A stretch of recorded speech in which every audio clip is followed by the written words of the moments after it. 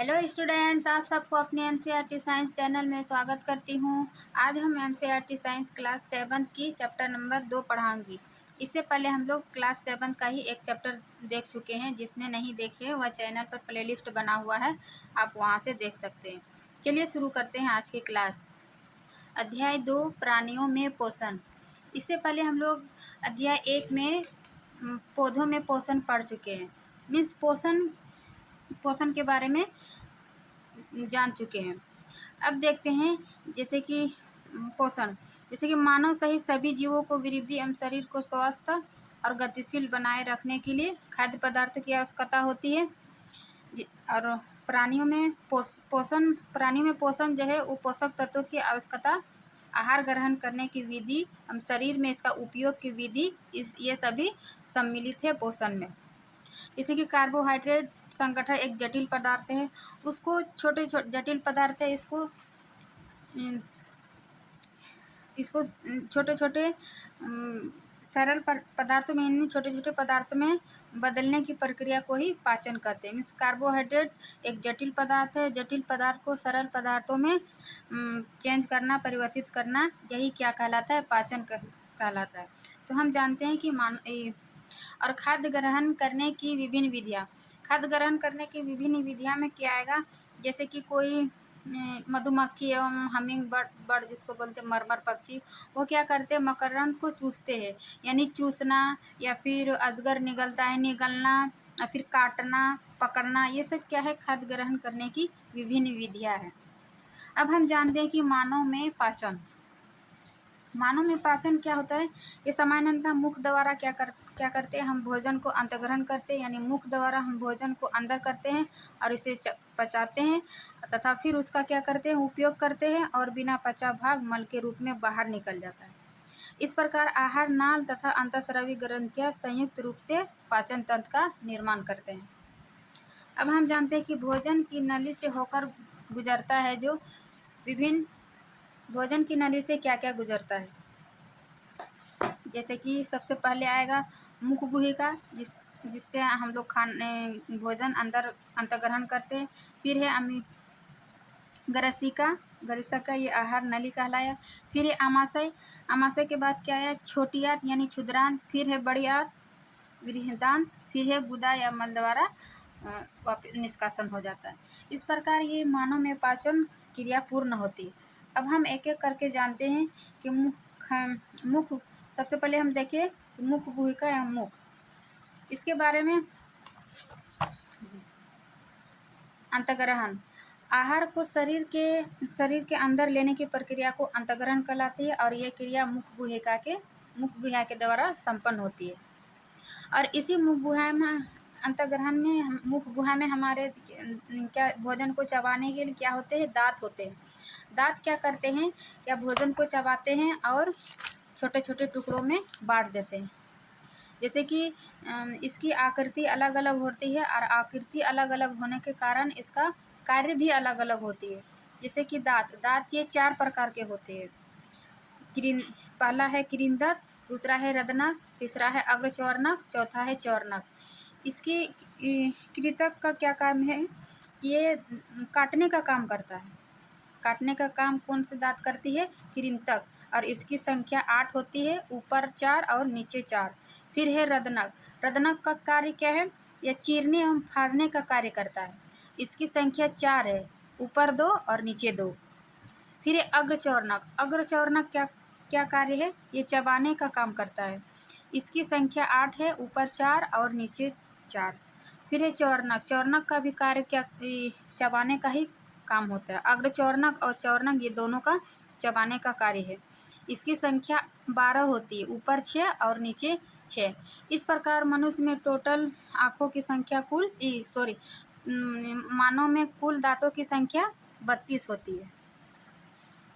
और हमारे मुख में ही लाला ग्रंथि होती है। जैसे हमारे मुख में ही लाला ग्रंथि होती है। ये लाला ग्रंथि क्या करती है? जो लार को स्रावित करती है, और जो हम कार्बोहाइड्रेट खाते हैं जैसे स्टार्च, ये स्टार्च जो है ये लार को शर्करा में बदल देते हैं।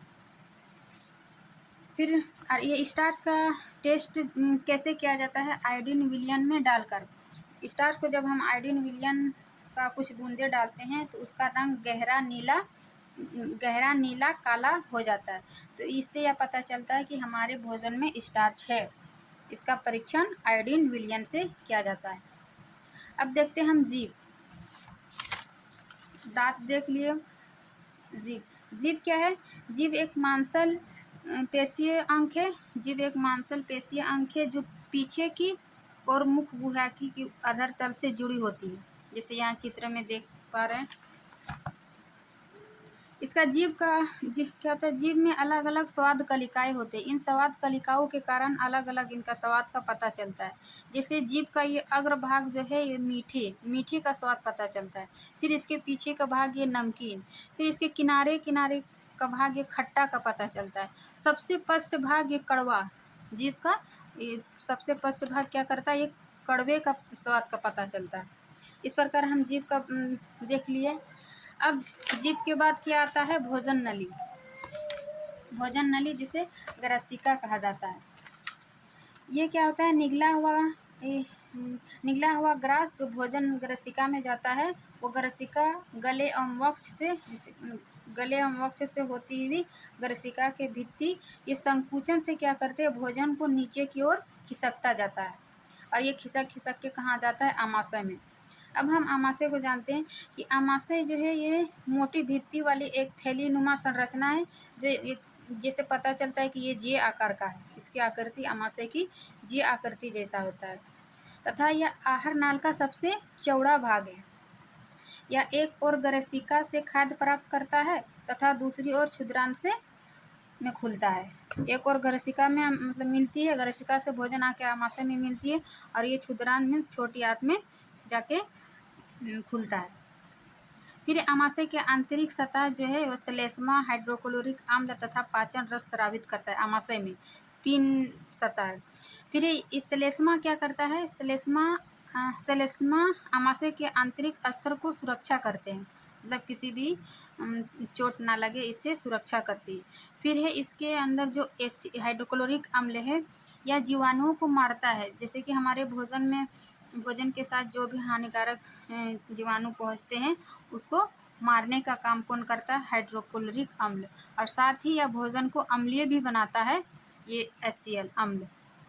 और पाचक रस क्या करता है? यह प्रोटीन को सरल पदार्थों में विभाजित कर देती है, मतलब तोड़ देते हैं। प्रोटीन को सरल पदार्थों में विघटित कर देते हैं। इस प्रकार ये आमाशय में 3 स्तर देखे। अब हम आमाशय के बाद आते हैं क्षुद्रांत। जिसे हम देखें मुख गुहिका, लारा ग्रंथि, ग्रसिका, आमाशय। उसके बाद हम आते हैं क्षुद्रांत में छोटी आंत। छोटी आंत में क्या होता है? इसकी लंबाई 7.5 मीटर होती है, 7.5 मीटर। और ये अत्यधिक कुंडली नलिका होती है, जैसे इस प्रकार देख रहे हैं, अत्यधिक कुंडली। यह क्षुद्रांत जो है यकृत एवं अग्नाशय से स्रावित रस प्राप्त करती है क्षुद्रांत। और ये यकृत क्या है? यकृत एक लाल भूरे रंग की ग्रंथि है। जैसे यकृत लाल रंग की भूरे ग्रंथि है और यह शरीर की सबसे बड़ी ग्रंथि है। यह पित्त रस स्रावित करती है। यकृत क्या करती है? पित्त रस स्रावित करती है। और पित्ताशय जो एक थैली नुमा रचना है, ये पित्ताशय में आकर जमा होते हैं। अब ये पित्त रस क्या करते हैं? यह वसा के पाचन में महत्वपूर्ण भूमिका निभाते हैं।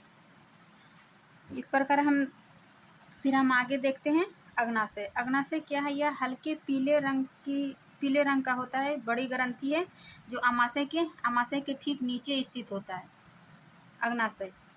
और अग्नाशय से जो रस प्राप्त होता है वो कार्बोहाइड्रेट एवं प्रोटीन को सरल अणुओं में परिवर्तित कर देते हैं। इस प्रकार हम छोटी क्षुद्रांत, अग्नाशय, आमाशय देख लिए। अब हम जो पचा हुआ भोजन अब क्या करते हैं? क्षुद्रांत के नीचे भाग में, क्षुद्रांत के नीचे भागों से पहुंचता है जहां आंतरस पाचन की क्रिया कर देता है। अब जैसे कि कार्बोहाइड्रेट को ग्लूकोज में बदलता है और वसा को वसा अम्ल एवं ग्लिसरॉल में तथा प्रोटीन को प्रोटीन अम्ल में ये पाचक रस परिवर्तित कर देता है। अब इसी क्षुद्रांत में अवशोषण होता है। अवशोषण क्या है? जो भी पचा हुआ भोजन है वो अवशोषित होकर क्षुद्रांत की भित्ति में स्थित, इसमें क्षुद्रांत छोटी आंत में भित्ति पाई जाती है उसमें स्थित रुधिर वाहिका में चला जाता है और इस प्रक्रम को अवशोषण कहा जाता है। और क्षुद्रांत के आंतरिक भित्ति में अंगुली जैसा अंगुली के समान उभरी हुई संरचना पाई जाती है जिसको दीर्घरूम या रसांकुर कहते हैं। ये दीर्घरूम पचे हुए भोजन के अवशोषण हेतु तल क्षेत्र को बढ़ा कर देते हैं। मीन्स दीर्घरूम या रसांकुर किसमें पाए जाते हैं? क्षुद्रांत में। ये अवशोषण का कार्य करते हैं। इसी में फिर क्षुद्रांत में अवशोषण देखिए दीर्घरोम, इसमें दीर्घरोम अथवा रसांकुर पाया जाता है। फिर एक है स्वांगीकरण। स्वांगीकरण क्या है कि जब अवशोषित पदार्थ का स्थानांतरण, जितना भी अवशोषित पदार्थ जो हो गया उसका स्थानांतरण रुधिर वाहिकाओं द्वारा शरीर के विभिन्न भागों तक पहुंचाता है जहां उनका उपयोग जटिल पदार्थों को बनाने में किया जाता है। इस प्रक्रम को स्वांगीकरण कहलाता है। अब हम स्वांगीकरण के बाद आते हैं विरिदान मीन्स बड़ी आंत।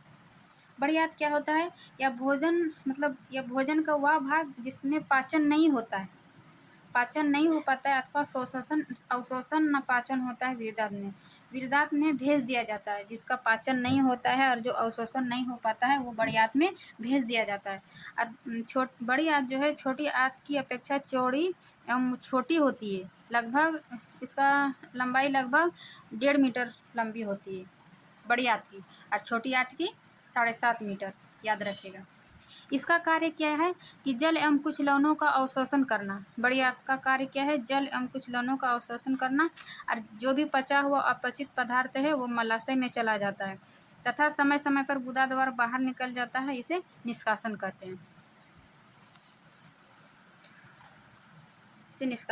हैं। इस प्रकार हम देखें कि पोषण एक जटिल प्रक्रम है जिसमें कि अंतग्रहण देखें। अंतग्रहण में हम लोग जीभ, दांत, लाला ग्रंथि ये सब के बारे जाने। फिर है पाचन की जब हमें अमाशय में जाती है तो अमाशय में वहाँ पाचन की क्रिया होती है, अग्नाशय रस निकलती है। अग्नाशय फिर यकृत और अग्नाशय से रस निकलती है और पाचन करके फिर हम छोटी आंत में रसांकुर द्वारा अवशोषण की क्रिया देखें। फिर अवशोषण के बाद क्या हुआ? स्वांगीकरण। स्वांगीकरण के बाद फिर मल गुदा द्वारा निष्कासन, अपचित पदार्थ निष्कासित हो जाते हैं। इस प्रकार हम मानव में पाचन देखें। अब हम देखते हैं घास खाने वाले जंतुओं में पाचन। घास खाने वाले जंतु में पाचन क्या होता है? घास खाने वाले जैसे कि गाय, भैंस, शाकाहारी जंतु जैसे कि घोड़ा, खरगोश, ये सब क्या है? घास खाने वाले जंतु है। इसमें क्या होता है? इसमें क्षुद्रांत एवं विरुद्धांत के बीच एक थैलीनुमा संरचना पाई जाती है। जिससे विद्रांत एवं क्षुद्रांत के बीच बड़ी आंत मना छोटी आंत के बीच एक क्या बोलते हैं, एक संरचना पाई जाती है जिसको अंदनाल कहते हैं। थैलीनुमा संरचना है जिसको अंदनाल कहते हैं, चित्र में दिखाया गया।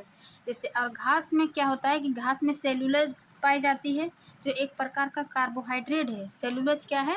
ये घास में ही पाया जाता है। ये जो एक प्रकार का कार्बोहाइड्रेट है और यह सेलुलोज रूमिनेंट जंतु ही सेलुलोज का पाचन कर सकते हैं। रूमिनेंट जंतु जो घास को खाते हैं। और बहुत से जंतु और मानव सेलुलोज का पाचन नहीं कर पाते क्योंकि हमारे मतलब पाचन की क्रिया का बनावट अलग है। इसमें क्या पाया जाता है? जैसे रूमेंट जंतु में ये जंतु पहले क्या करते हैं? घास को जल्दी जल्दी निगल कर आमाशय में भंडारित कर लेते हैं। जिसको ये आमाशय में भंडारित करते हैं, यह भाग रूमेन कहलाता है। ये जल्दी जल्दी खा के पहले आमाशय में यहाँ जमा कर लेते हैं, रूमेन कहलाते हैं। इसको प्रथम आमाशय भी कहा जाता है, रूमेन को। फिर क्या करते हैं? रूमेन को ये 4 भागों में बटाया। रूमिनेंट को 4 भागों में, रूमेन, क्षुद्रांत, अंदनाल और आमाशय। ये आमाशय, इसका आमाशय 4 भागों में बटा रहता है। और रूमेन में क्या होता है? आंशिक पाचन होता है। इसमें पूर्ण पाचन नहीं होता है। रूमेन में जल्दी जल्दी खा के स्टोर करता है, आंशिक पाचन होता है जिसे जुगाल कहते हैं। फिर बाद में क्या करते हैं? बाद में जंतु इसको छोटे छोटे पिंडकों के रूप में पुनः मुख में लाते हैं। जैसे कि हम लोग देखे होंगे गाय जब बैठते हैं, बकरी बैठते हैं तो आराम से मुँह से पिंडक के रूप में मुँह में निकालता है, फिर वो जिसे वह चबा चबा कर फिर अपने आमाशय में भेजता है। इस प्रकार के जंतु जिसे रोमंथक यानी जुगली करना कहते हैं और ऐसे जंतु को रूमिनेंट अथवा रोमंथी कहलाता है। तो हम देखें मानव में भी देखें, जंतु में देखें जो कि सेलुलोज का पाचन करते हैं। इसका आमाशय किस प्रकार बना होता है, इसको रोमंथी जंतु कहते हैं, रूमिनेंट या रोमंथी। ये सेलुलोज का पाचन करते हैं। ये देखें। अब हम देखते हैं अमीबा में संभरण एवं पाचन। अमीबा में किस प्रकार संभरण एवं पाचन होता है। तो अमीबा क्या है, अमीबा जलाशय में पाए जाने वाला एक कोशिकीय जीव है। अमीबा की कोशिका में एक कोशिका झिल्ली होती है, जिससे ये अमीबा का कोशिका झिल्ली होती है। इसे ये क्या करते हैं, अमीबा लगातार अपनी आकृति एवं स्थिति बदलते रहता है, कभी इस तरह कभी इस तरह, मतलब ये आकृति बदलते रहता है।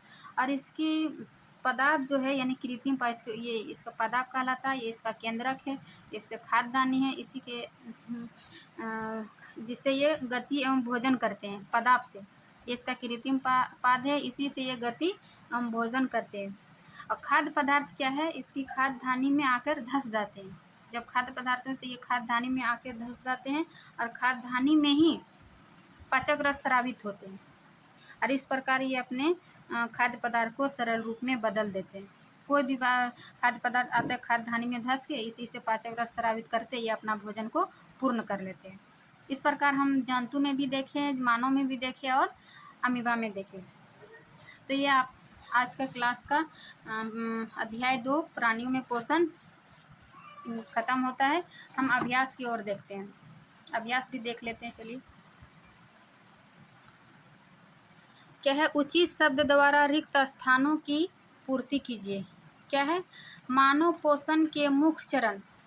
मानव पोषण के मुख्य चरण मतलब कहाँ से शुरू होती है और कहाँ पर अंत होती है। जैसे कि सबसे पहले अंतग्रहण हुआ, अंतग्रहण के बाद पाचन हुआ। आप लोग लिख लीजिएगा, बोल देते हैं। जैसे सबसे पहले क्या हुआ, अंतग्रहण की क्रिया हुआ, फिर क्या है पाचन, फिर क्या हुआ अवशोषण, फिर क्या होता है अवशोषण के बाद स्वांगीकरण, जो कि छोटी आंत में होता है, स्वांगीकरण।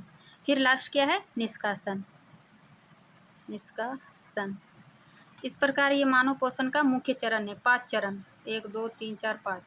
फिर मानव शरीर के सबसे बड़ी ग्रंथि का नाम बताए। मानव शरीर के सबसे बड़ी ग्रंथि बताए यकृत, जो कि लाल जैसा दिखता है, ये पित्त रस स्रावित करता है। फिर आमाशय में हाइड्रोक्लोरिक अम्ल एवं डैश का स्रावन होता है, जो भोजन पर क्रिया करते हैं। हाइड्रोक्लोरिक अम्ल और क्या था, पाचक रस ना, पाचक रस का स्रावन होता है, जो भोजन पर क्रिया करते हैं। फिर क्षुद्रांत की आंतरिक भित्ति पर उंगली के समान अनेक प्रवर्धक होते हैं, जो क्या कहलाता था, दीर्घरोम। अंगुली जैसा उभरा हुआ संरचना को दीर्घरोम कहलाता है। फिर अमीबा अपना भोजन का पाचन किससे करता था, खाद्यधानी से।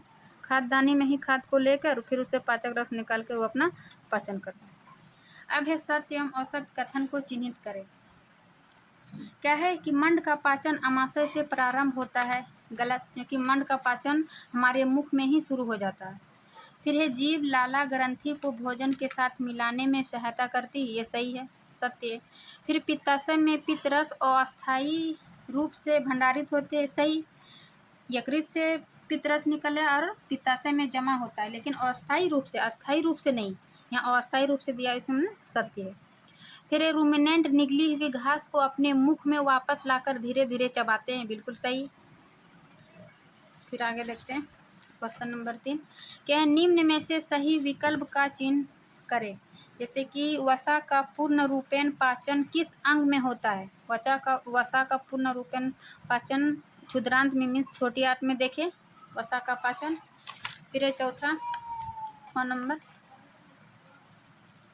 जल का अवशोषण मुख्यतः किस अंग द्वारा होता है। जल का अवशोषण वृहदान्त मीन्स बड़ी आंत में होता है। फिर है कॉलम ए में दिए गए कथनों का मिलान कॉलम बी में दिए गए कथनों से कीजिए। जैसे कॉलम ए में क्या दिया हुआ है, खाद्य घटक, और कॉलम बी में पाचन के उत्पाद। मीन्स कार्बोहाइड्रेट का किस में टूटता है, तो कार्बोहाइड्रेट यानी शर्करा में टूटता है। फिर प्रोटीन ये एमिनो अम्ल में टूटता है। फिर वसा क्या है, वसा अम्ल एवं ग्लिसरॉल में टूटता है। इस प्रकार इसका मिलान देख लीजिए। फिर है लॉन्ग क्वेश्चन, दीर्घरोम क्या है, दीर्घरोम क्या है या कहाँ पाए जाते हैं, हम इनके कार्य क्या है। दीर्घरोम हम देखें क्षुद्रांत यानी छोटी आंत में पाया जाता था, है ना। ये कहाँ पाए जाते हैं, उनके क्या कार्य है। दीर्घरोम क्या करते थे, ये अवशोषण का कार्य। दीर्घरोम पचे हुए भोजन के अवशोषण करने के लिए उसका क्या करते, तल क्षेत्र को बढ़ा देते थे। फिर क्वेश्चन नंबर 6, पित्त कहाँ निर्मित होती है या भोजन के किस घटक के पाचन में सहायक करता है। तो पित्त हम देखें यकृत में पित्त का निर्मित होता है और पित्ताशय में जमा होता है, और यह पित्त रस क्या करता है, वसा के पाचन में महत्वपूर्ण भूमिका निभाता है। फिर उस कार्बोहाइड्रेट का नाम लिखिए जिसका पाचन रूमिनेंट द्वारा किया जाता है परंतु मानव द्वारा नहीं, इसका कारण बताएं। हम जैसे कि हम देखें सेलुलोज केवल घास में पाया जाता है और घास खाने वाले जंतुओं में ही रूमिनेंट द्वारा होता है। इस प्रकार इसका आंसर हो जाएगा सेलुलोज, और सेलुलोज के बारे में बता देना है। फिर क्या कारण है कि हमें ग्लूकोज से ऊर्जा तुरंत प्राप्त होती है, क्योंकि ग्लूकोज जो है कार्बोहाइड्रेट का सरल रूप है, जटिल सरल रूप जो कि हमें तुरंत ऊर्जा प्राप्त होती है। फिर क्वेश्चन 9 है कि आहार नाल के कौन से भाग द्वारा निम्न क्रियाएं संपादित होती है। जैसे पचे भोजन का अवशोषण, भोजन का तो पाचन हमारे मुख से ही प्रारंभ हो जाती है, लेकिन पचा हुआ भोजन का अवशोषण कहाँ होता है, क्षुद्रांत में छोटी आंत में लिख देते हैं। क्षुद्रांत में छोटी आंत में पचे भोजन का अवशोषण होता है दीर्घरोम द्वारा। फिर ये भोजन को चबाना, भोजन को चबाना कहाँ चबाते हैं, मुंह गुहिका में। फिर ये जीवाणु नष्ट करना, जीवाणु नष्ट कहाँ होता है, आमाशय में जो HCl अम्ल पाया जाता है, हाइड्रोक्लोरिक अम्ल, वहाँ जीवाणु का नष्ट होता है। फिर है भोजन का संपूर्ण पाचन, भोजन का संपूर्ण पाचन भी छोटी आंत में ही होता है, क्षुद्रांत में। मल का निर्माण कहाँ होता है, बृहदान्त यानी बड़ी आंत में निर्माण होता है बृहदान्त में, लेकिन निष्कासन द्वारा बाहर निकलता है। ठीक। अब है कि मानव एवं अमीबा के पोषण में कोई एक समानता एवं एक अंतर लिखिए। मानव और अमीबा में पूछ रहा है क्या समानता और क्या असमानता है। तो मानव एवं अमीबा में क्या होता है, दोनों में भोजन का पाचन रस द्वारा होता है, जो कि मानव में हम देखें कि अग्नाशय और यकृत से जो रस निकलता है उससे पाचन होता है, और अमीबा में भी खाद्य धानी में ही पाचक रस स्रावित होता है और उसी से अपना भोजन पाचित करता है। इस प्रकार ये दोनों में समानता देखिए। अब अंतर इसमें क्या है कि मानव का भोजन जो है पचाने के लिए उसे चबाना पड़ता है।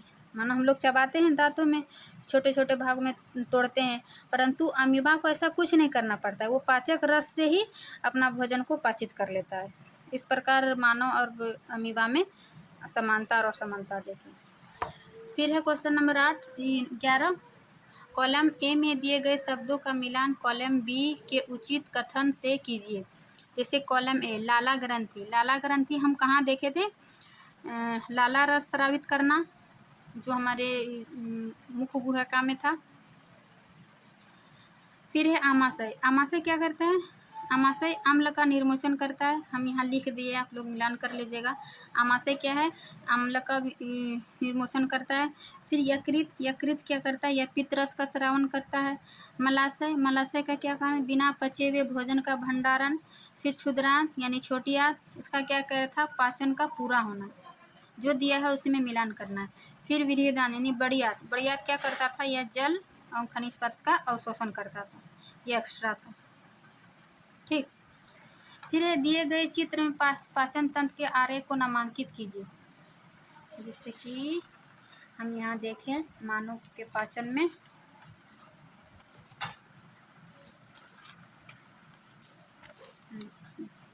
आप लोग यहाँ से मिलान कर लीजिएगा। जैसे ये क्या है, ये आमाशय है,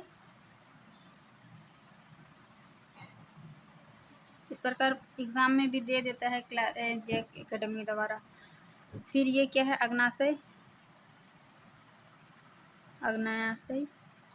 फिर ये क्या है, क्षुद्रांत मीन्स छोटी आंत, क्षुद्रांत। फिर ये क्या है, बृहदान्त मीन्स बड़ी आंत। फिर ये क्या है, मलाशय गुदा। है ना, मलाशय और गुदा। और कुछ बाकी रहा, ये क्या है, यकृत। यकृत और यहाँ क्या है, सॉरी ये वाला यकृत था, ये पित्ताशय में पित्तरस जमा होता है। इस प्रकार हम इसका भी नामांकन कर लिए। अब लास्ट क्वेश्चन क्या है, क्या हम केवल हरी सब्जी घास या घास का भोजन कर जीवन निर्वाह कर सकते हैं? चर्चा कीजिए। केवल हमें हरी साग सब्जियों खाने से ही हम भोजन हमारी मतलब पूर्ण हो जाती है? नहीं, हमें भोजन के विभिन्न घटक में पढ़े, जैसे कार्बोहाइड्रेट, प्रोटीन, वसा, खनिज अम्ल, ये सब क्या है, भोजन के विभिन्न घटक जीवन निर्वाह के लिए आवश्यक है, ना कि केवल हरी सब्जियाँ। हरी सब्जियाँ तो चाहिए ही चाहिए, बट इसके साथ साथ कार्बोहाइड्रेट, प्रोटीन, वसा, ये सब भी हमें भोजन के घटक में शामिल होना चाहिए। इस प्रकार हम यह चैप्टर 2 का प्राणी में पोषण कंप्लीट अभ्यास भी देखे, उसका थ्योरी भी देखे। अब हम आपको शॉर्ट नोट्स दिखाते हैं, आप लोग शॉर्ट नोट्स बना के ज़रूर रख लीजिएगा, ताकि कम समय में आप लोग अच्छी तैयारी कर सकिएगा। प्राणियों में पोषण हम उसका डिफिनेशन लिख दिए हैं। फिर पाचन, खाद्य पदार्थ को जटिल पदार्थों को सरल पदार्थ में परिवर्तित करना। मानव में पाचन, जितना भी एनसीईआरटी दिया है, एनसीईआरटी टू द पॉइंट हम इम्पोर्टेंट करके नोट्स बनाए, देख सकते हैं। ये भोजन विभिन्न भागों से गुजरता है, मुख पोहे का घर, ऋषि का खाद्य ग्रहण की विभिन्न विधियाँ। फिर है विभिन्न जीवों में भोजन ग्रहण करने की विधियाँ, जैसे पाचन, अंतग्रहण, पाचन, अवशोषण, स्वांगीकरण, ये सब अंतग्रहण। फिर अंतग्रहण में क्या क्या आया, दांत आया, दांत 4 प्रकार के देखे, कृंतक, रदनक, अग्रचर्वणक, चर्वणक, इसका क्या क्या कार्य था, कितना पाया जाता है। लारा ग्रंथि, फिर आयोडीन विलयन के बारे में थोड़ा सा किताब के अंदर दिया हुआ था। फिर है जीभ का क्या अलग अलग भाग में स्वाद कलिकाएँ पाए जाते हैं। फिर भोजन नलिकाएँ, भोजन नलिका। फिर आमाशय के बारे में, छिद्रांत, छोटी आंत के बारे में। फिर अग्नाशय। कंप्लीट आपको नोट्स कहीं से आपको पढ़ने की आवश्यकता नहीं होगा, यदि मेरा नोट्स फॉलो कीजिएगा और एक बार थ्योरी देख के बस नोट्स बना लीजिए। छिद्रांत में अवशोषण, फिर है स्वांगीकरण, फिर है वेदांत। फिर पोषण एक जटिल प्रक्रम है, जिसमें अंतग्रहण, पाचन, अवशोषण, स्वांगीकरण एवं निष्कासन सभी के डिटेल देखिए। फिर घास खाने वाले जंतुओं में पाचन।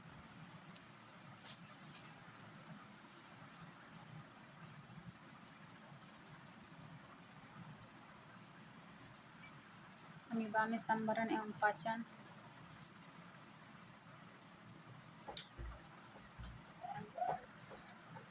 इस प्रकार ये आज का लेक्चर यहीं पर समाप्त होता है। वीडियो अच्छी लगी तो लाइक एंड सब्सक्राइब जरूर करते। मिलते हैं नेक्स्ट क्लास में, तब तक के लिए थैंक यू।